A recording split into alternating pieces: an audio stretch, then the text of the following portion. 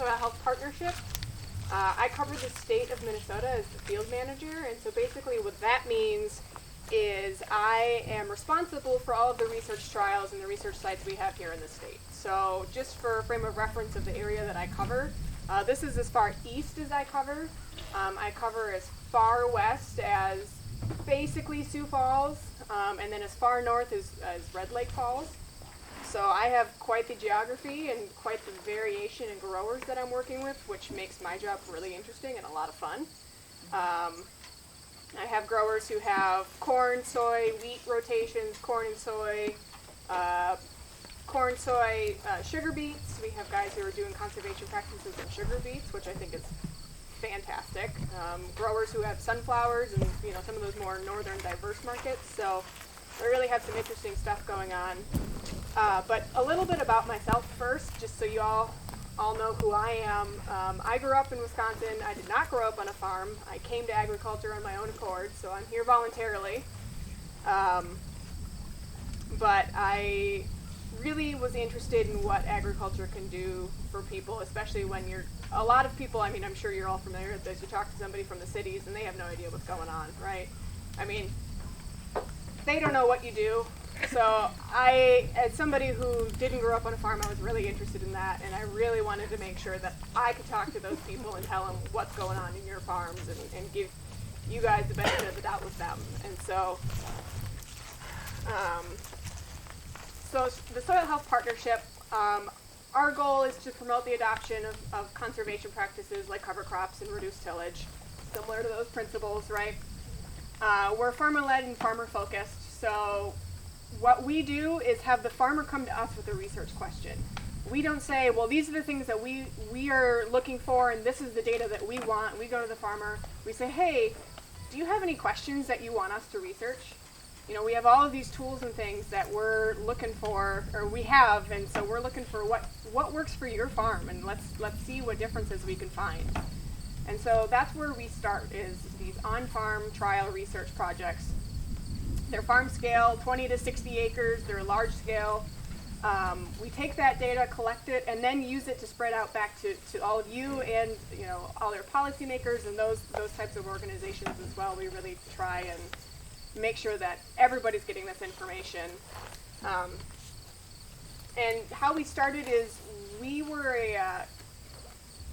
founded or funded by Bayer, the Nature Conservancy, and EDF. So kind of a weird group of organizations coming together to form the Soil Health Partnership. And we are housed inside the National Corn Growers Association. So that's kind of where we are housed, and that's where a lot of our job benefits and those kind of things come from, so that it makes it simple for everybody. But we are funded by quite a wide range of groups, from commodity groups to General Mills to NRCS, from all spectrums of farming, the supply chain, conservation groups, etc.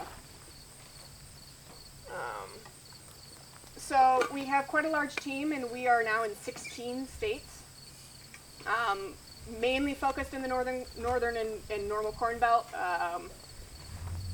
We also have some sites that are in Florida and Maryland and some other weird off ones, but a large majority of our 200 plus research sites are in the Corn Belt.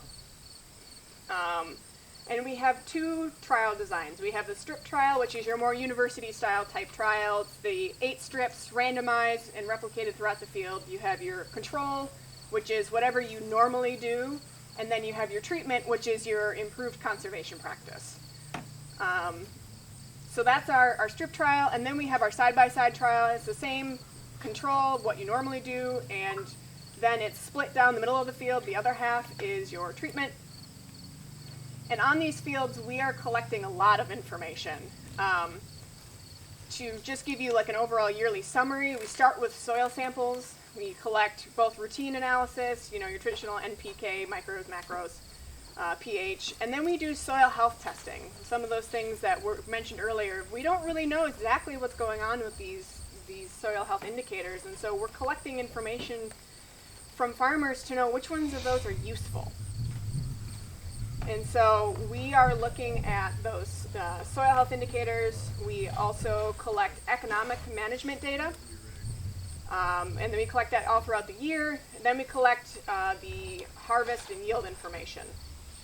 And so we take the data off the combine, we use that, we clean it up, we leave all of the, all of the data that we have from the field that we're looking at. We don't, cherry pick what's in there and say, oh, well, this is a wet spot, we should take that out. It doesn't mean anything. Like, that's important to us to have in there as well.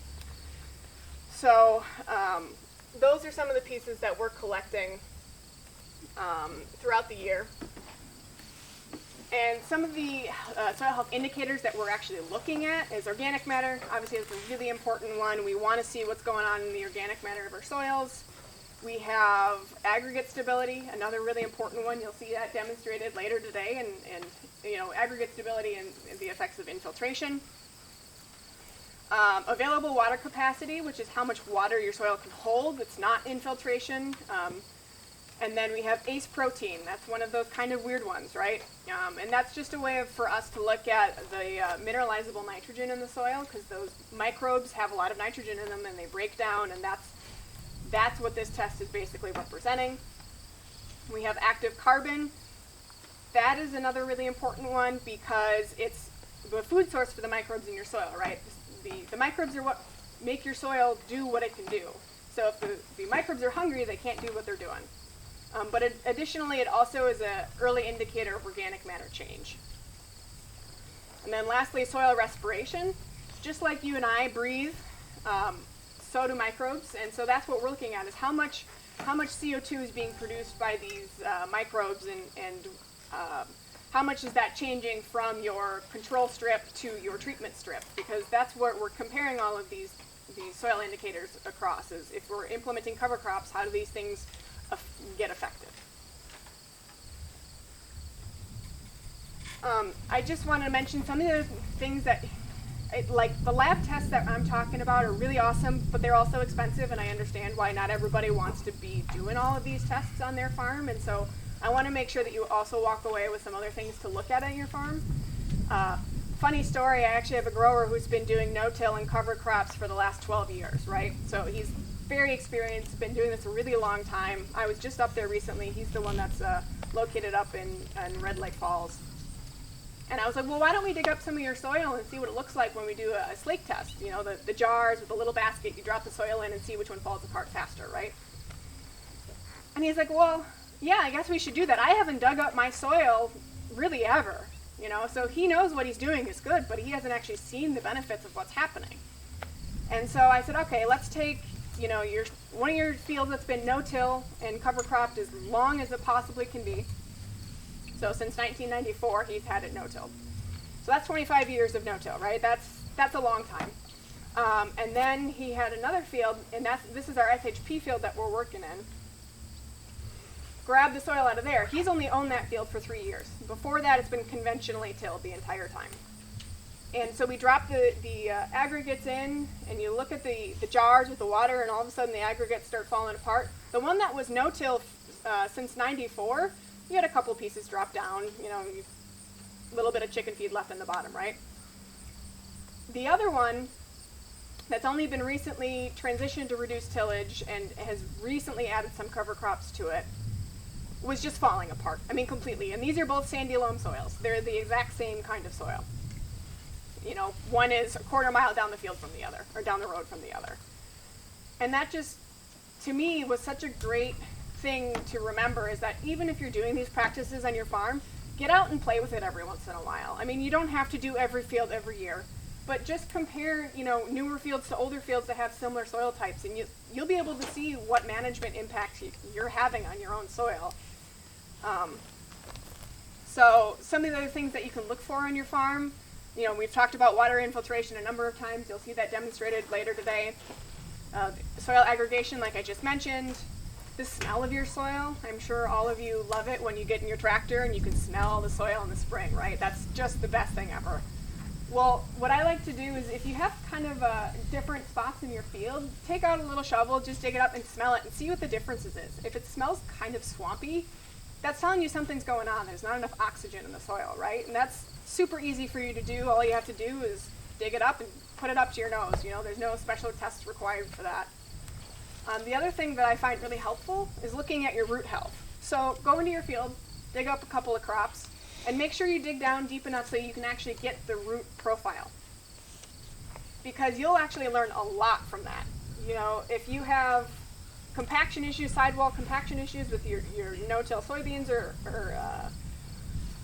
whatever, you dig it up and you can see that the roots are growing in one direction, right? Well, that tells you that you got to make some adjustments to what you're doing and improve reduce the amount of compaction that's going on in your field and improve the structure of your soil. And then trafficability. I mean, if you're in the field 3 days earlier than your neighbor because you have reduced tillage, that's money in your pocket, right? I mean, you're in the field earlier, the crop is up earlier, you have more time to do more things on your farm. And so those are just a couple of things that I recommend that you all keep in mind when you start looking at soil health as a whole. And another couple of reminders is when you start doing these things, it doesn't happen overnight. I'm sure you all know that. Any changes don't happen overnight, but it can be kind of frustrating when you're, in year 3, 4, and you don't really see things happening, and then be patient. All of a sudden, things will start to change. Make sure you're documenting what you're doing. Take pictures of where issue spots in your farm and the different things you're trying to do to address that. I find that that's probably one of the most helpful pieces to remember where you started. Ask yourself what soil health means to you, right? For me personally, improving soil health isn't just a one input change. You have to start that. You can start there, but what other things can you do to kind of add to those pieces? And I just wanted to give you all a little bit of data about some of the information that we've collected and some of the stuff that I've been talking about here. We recently took a survey from a lot of our growers from this fall about their cover crop usage. 53% of our growers in our network, which is again that main corn belt area, 53% had more than 2 species in their cover crop mix. But that means about 50% are only using one cover crop, and a majority of those is rye, winter rye. So that tells you that it works. It's a system that is fairly easy. So some of the other crops that we have that we're using in these cover crop mixes is again cereal rye, oats, rapeseed, radish, clover, peas, barley, and annual ryegrass. Those are some of the most popular species that we have in our mixes throughout our network. And again, most of those work here. I talk to people in Iowa and they always call us the North Pole, but it's not that different. And we can definitely make it work. I mean, I have growers 2 hours from Canada that make it work. So I challenge you to challenge the Iowans and make sure that you make them eat their words. One of the other things, unfortunately I can't show you the graph, but I think is really interesting to demonstrate, is that we have a comparison of our corn and soybean yields from our control strips and our treatment strips over time. And what you see is over time, in our control strips, we're averaging 217 bushels per acre. We got all those I-state averages in there. But if you look at the treatment strips, they don't change. You know what that means is that even when we're implementing conservation practices, you're not losing yield when doing this. And obviously, as we talked about earlier, there's challenges, there's failures, those things happen. But overall, on a large scale, you're not seeing those impacts that a lot of people claim is the reason they can't do it. And so that's something I just wanted to, like I said, I would love to show you the graph, and I can show it to you later if you'd like, but something that I wanted to bring up. One of the other things I wanted to talk about is, and this is about John's plot, what happens when you implement intense soil health. So this is what we're doing on his field. Some of the things that we're keeping the same, it's like planting date, just to make sure that there's no advantages in the crop coming up in that sense. At this point, fertility has been the same. but we're doing basically conventional, what's typical around this area, versus a soil health side. And so on that soil health side, we're doing no-till, we're interseeding cover crops. If there's additional cover crops that need to be applied after harvest, we'll be doing that. John, do you remember what the mix is that we planted on that field? That was barley. Barley was a carrier at 40 pounds an acre, and then 7 pounds of radish, and then buckwheat. Yep. So just a simple mix, just to see what happens. That was seeded when the corn was about this tall. It was late July. Yeah. Mid-July. Yeah. Mid to late July. This year, oddly enough, we couldn't spread the cover crops. Not every year we have a problem spreading cover crops on the 4th of July or 10th of July weekend because the corn's too big. Great problem to have. So we had to hire Burnett Dairy with a high boy to come over and spread it for us. But the corn was already pretty good canopy at that point, and so I don't know what we're really going to get out of it until we start to drop leaves and open that canopy up for sunlight. Right. But, yeah. So it's always an experiment, but that's the great thing about what we do is we're giving farmers the chance to experiment without a huge amount of risk. And then I just wanted to talk about a couple of things that I've seen this year with our growers. Since we have that comparison of conventional and conservation practice, whatever that may be, I had a grower who's down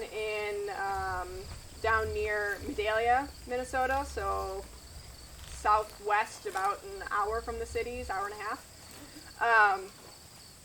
And he has a unique trial in that he's doing conventional tillage, no-till, and then no-till with a cover crop. So he's special. He got to do 2 treatments. He had to ask a lot of people very nicely to do that. But what we're seeing there is we do these field checks where we check things like plant height, temperature in the soil. We're looking at how the seeds are emerged. We're digging them up or seeing what they look like. And on his field where we had those 3 different treatments, the temperature in the corn was V2. It was really early in the spring, right? He planted, I think, end of April, so it was sometime early May. The soil was 70 degrees across the entire field, regardless of the amount of residue that was on the field. And I know that a lot of guys hear that, if you have residue, the temperature is going to be too cold, but you couldn't tell a difference across the entire field what had happened to the crop, with the residue versus not. I mean, there was absolutely no difference. But then it came back later, and the soil was cooler. So corn doesn't like when it's really, really, really hot outside, right? Well, and one of those days it came back, and the soil was about 10 degrees cooler than the conventionally tilled because there's the residue on the field there. That means the corn's not as stressed. So that's one of my growers that I thought was extremely interesting. Another one of my growers was doing no-till soybeans versus conventionally tilled soybeans. And a couple different interesting things happened there. It's an irrigated field, so the stover that's left over from the corn of the previous year is quite thick. It's pretty matted. And so you could see on the no-till strips that the areas where there was a lot of stover left over, the beans weren't coming up very great.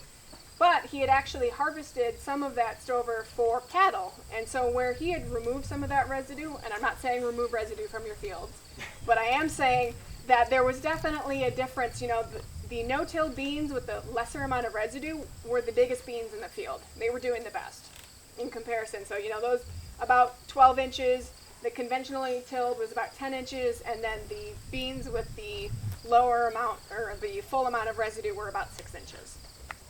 And so that's just a management change that he needs to make. Make sure that he is really getting in there and chopping up that stover and spreading it evenly when he's harvesting and when he's planting, making sure that he's really cutting through that residue. But otherwise, you saw the benefit of what happens when you had that no-till beans. It looked better. It really did. It was already starting to flower. It was way ahead of the rest of the field. But if you looked over at the conventional side, where the beans also looked fairly good, there was, I mean, it almost looked like a cornfield with the amount of leftover corn from last year's harvest. The amount of volunteer corn that had come up because there was seed to soil contact, which we want, but not when it's the wrong crop. I mean, it was, and I have pictures to show you all, but it was, he had to go in there and spray Select on it because it was really pretty bad, and it would have messed up harvest pretty badly. And so that's just some of the things that I've seen this summer. I've also had a grower, the same one I was talking about with these soil aggregates in the jars, who's interseeding corn and soybeans. And they interseeded, they're colder, but they interseeded soybeans about June 10th, so there was still plenty of canopy, and they're still not canopied to this point. But they're looking to do a pollinator mix to see what happens with the aphids in their soybeans. And so this year they didn't have to spray for aphids, which is something that they normally have to do. Now granted, the cover crop didn't come in super thick, like, I'm sure you are. If you've seen a soybean cover crop field, it doesn't look very good, the cover crop. So they did have enough to at least to have some plants blooming though. So, those are different ways to add diversity and add cover and residue to your fields. But